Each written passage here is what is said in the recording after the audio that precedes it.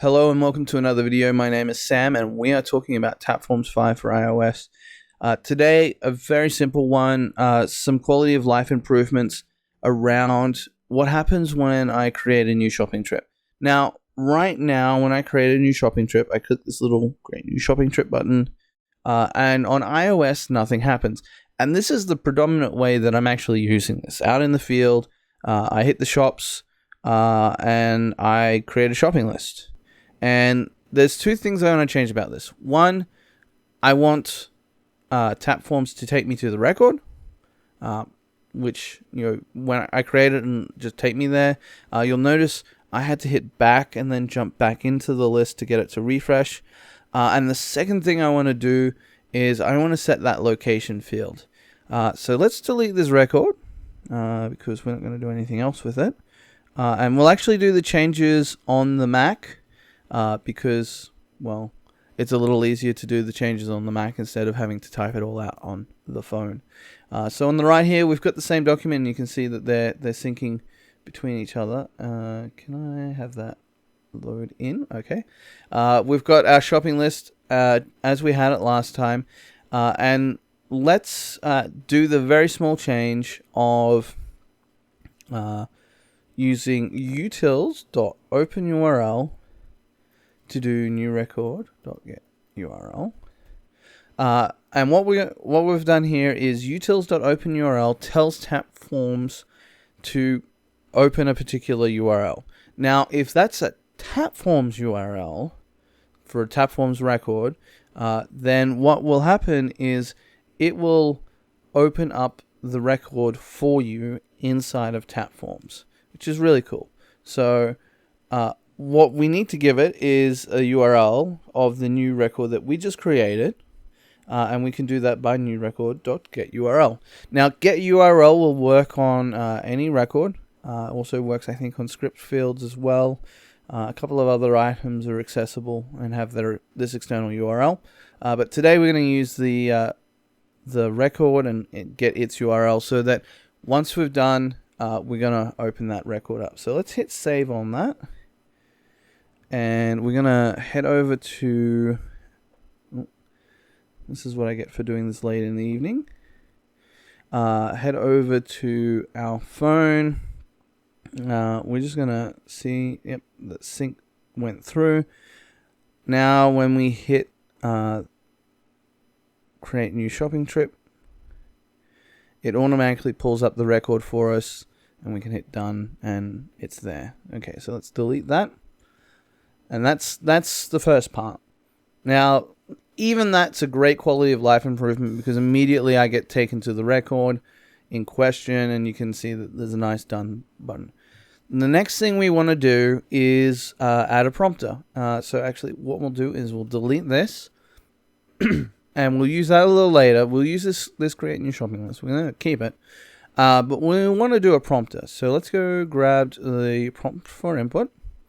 Now, let's hit run, make sure that sort of actually does something. And yes, it does. Okay, so that's cool. Now, we need to change it a little bit, because what we want to do is actually use a pick list. So we only need one parameter. And what we're going to do is make this one a pick list, which is going to be our location field. So let's do location. Change that to location, make that a little more specific. So we'll rename this variable here to be location as well. And we're going to do a pick list.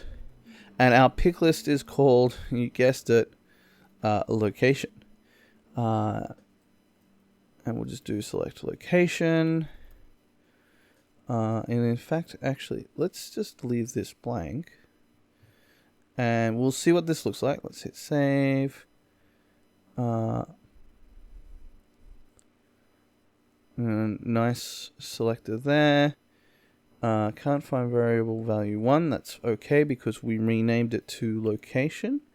We're going to add here an extra entry for continued. And if not continued, just going to return. So continued is set to false if you hit cancel. So we'll just do this and hit cancel. You see nothing happens. When we do Albertsons, I guess, we can see that we hit the console.log location. Okay, now what we'll do is we've got our prompter working. Sweet. Let's, instead of logging the location, we'll call create new shopping trip. We're going to tell it that it's going to accept a new variable named location. We're going to add in location as our ID here. And we'll keep all of that the same, except when we do new record, we're going to set field value to be location ID is location, right? So what's going to happen here is we've defined this variable location. It's a global variable. That's what the var means. We've created our prompter that's going to set the location. So the first is the message string, the second is the variable name, the third is the type. In this case, it's pick list, and this maps back to a Tapforms pick list that you would set in your preferences. And the name of that pick list is location. And then we show that, and we hit the callback function. Callback function, very simple.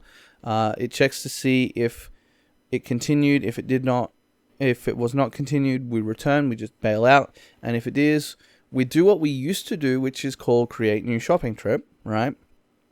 But we're now adding in this location variable.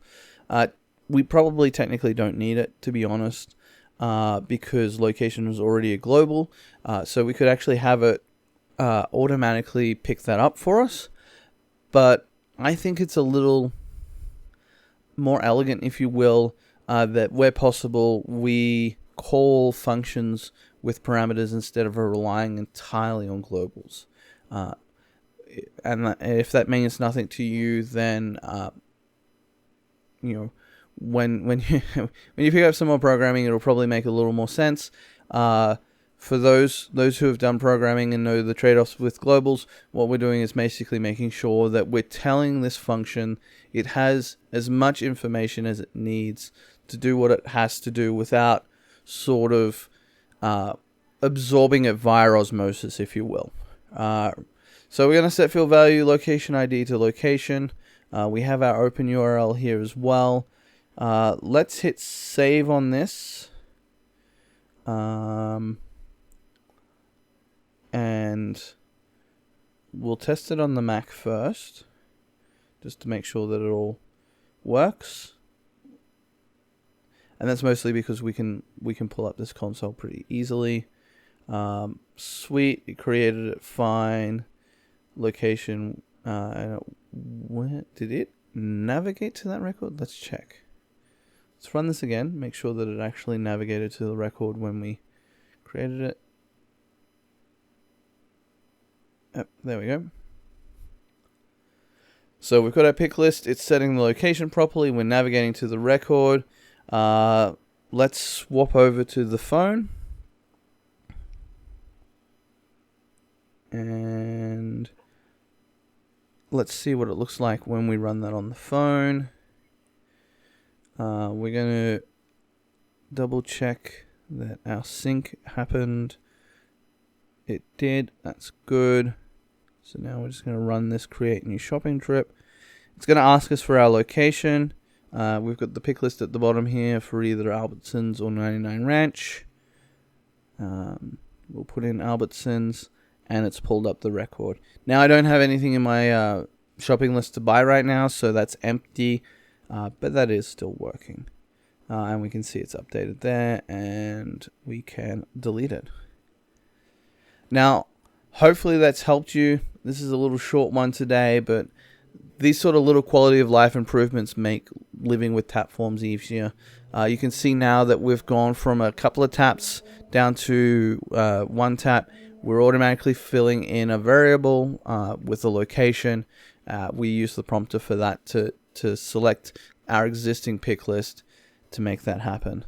If this video did help you, please leave a like, put in a comment, let me know that this helped you out. If this didn't help you out, that's fine. Leave a comment with something that with any questions you may have. If you didn't like this video at all, obviously you can hit that dislike button and YouTube won't recommend it anymore. But again, please leave a comment. Let me know what you didn't like about the video so that we can make it better for next time. If you have any follow-up questions, put them in the section below. I also check out the Tapforms official forum every so often, so I'm there if you want to get some help there as well. And at the end of the day, Tapforms is about making your life easier, so happy Tapforming.